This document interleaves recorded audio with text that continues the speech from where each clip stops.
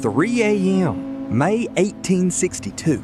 An enslaved man puts on a dead captain's straw hat, walks onto a Confederate warship, and sails it past 5 armed checkpoints to freedom. You've probably seen that story. What you haven't seen is what happened after. How that same man became one of the most powerful lawmakers in America, and how the country that once owned him spent a decade trying to erase him from it. Robert Smalls was born enslaved in Beaufort, South Carolina in 1839. Rumors followed him his whole life that his real father was the white plantation owner who claimed to own him. At 12, he was hired out to Charleston, put to work on the docks, and there he did something enslaved people were forbidden to do. He taught himself to read. By his 20s, he knew Charleston Harbor better than most men who'd sailed it their whole lives. Every sandbar, every checkpoint, every signal whistle. Nobody around him knew he was quietly building the exact skill set that would end slavery for 16 people, including his own wife and children. 16 people free. And Robert Smalls became an overnight hero across the North. But that's where every other video about him stops. Here's where his story actually gets dangerous. The Union Navy made Smalls a pilot, the first black man to command a U.S. vessel in combat. He fought in over a dozen engagements, but his real fight wasn't at sea.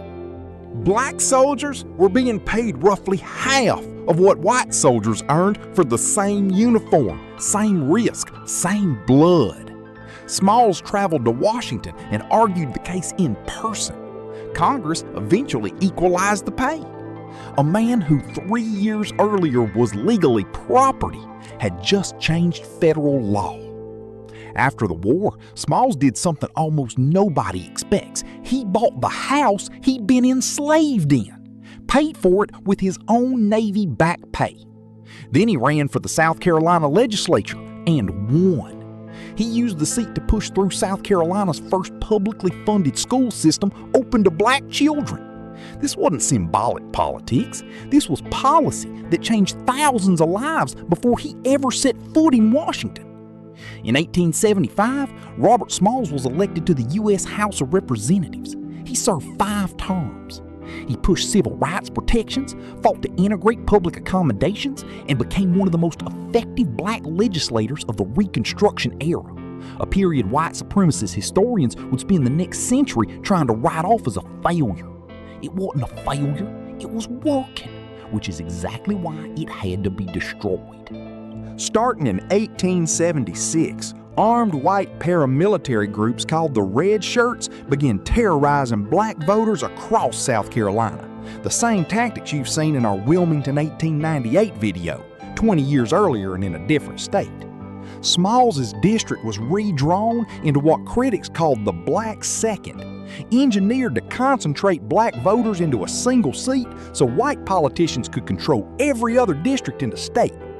Ballot stuffing, intimidation, and outright fraud were used against him directly. In 1878 and again in 1886, his election victories were challenged and ultimately overturned in Washington. Not because he lost the vote, but because the country decided it was done letting him win it. Smalls spent his final political years as a customs collector, pushed out of the legislature but never fully out of public service.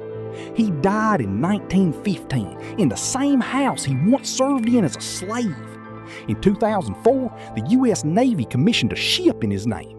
The same nation that once owned him now sails a vessel bearing his signature.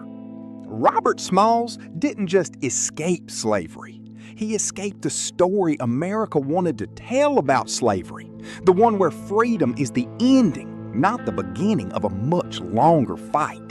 That fight looked a lot like the ones we've covered in Wilmington, in Ocoee, in Tulsa. If you haven't seen those, go watch them next, because this wasn't an isolated theft, it was a pattern.